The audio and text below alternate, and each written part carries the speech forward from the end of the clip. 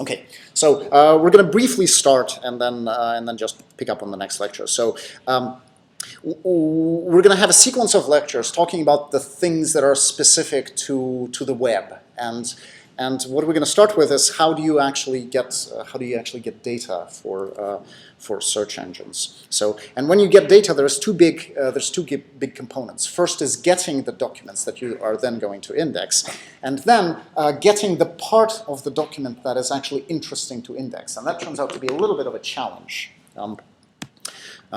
But in general, so if you're building a search engine, what are the sources of data that you could have?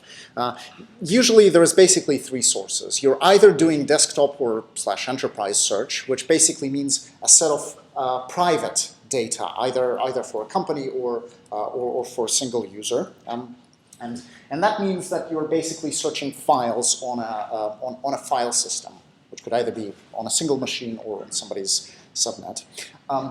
You could be doing web search, in which case your data is the web or a fraction of the web if you're looking at some subset, or you could be indexing document feeds. So that's quite popular nowadays with Twitter and the like. So one of the first questions that you have when you're trying to build a search engine is what should we get, right? Especially if you're dealing with a vendor that provides different sources of data.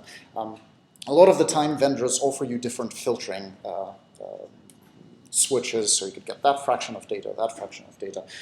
A general bit of advice is, if you have a choice, try to get everything that you can.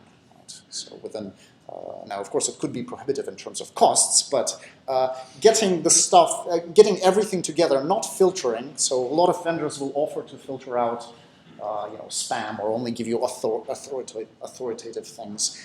You're much better off opting out of that, getting everything that you have, and then building those filters yourself. So let's look at the three environments one by one. So if you have desktop and enterprise search, documents are sitting somewhere on a file system, so your goal in acquiring the data is basically traversing that file system in one way. It's relatively straightforward. The main challenge that you have in a system like that is the speed of updates. So imagine building a desktop search system.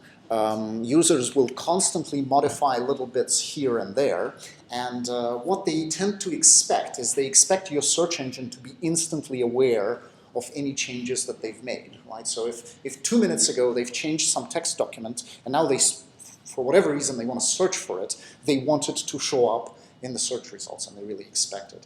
So you cannot achieve that by retraversing the file system. So, but thankfully, most operating systems allow you to put in hooks for the file changing operation. So anytime the file is modified, you'll get a callback, and you can use that callback to update the index for that particular file. It doesn't work with mounted drives, right? So if they have a USB drive and they've changed something on it, you will not get a callback. So.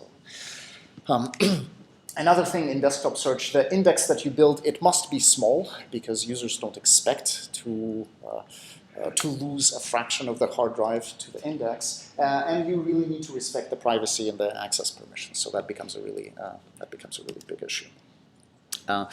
Document feeds. So say you're indexing Twitter, or you're working with a vendor that gives you a stream of data. This is typically used for a sort of published document paradigm. So a published document paradigm is a document gets created, it gets published into a stream, and from that point on, it will never ever be changed.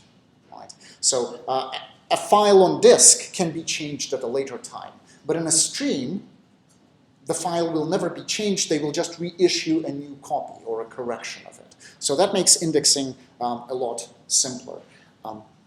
Now, there are two types of feeds. The common feeds that you're dealing with in the open source world are the pool feeds, right? So this is blog aggregators, this is Twitter, or every Twitter clone that you have in there. This is Facebook. So everything that's available as XML or RSS or Atom is pretty much a pool feed. There are also push feeds, which are typically available from commercial vendors. And I guess we're out of time now, so I'm going to stop here and pick up on the next lecture.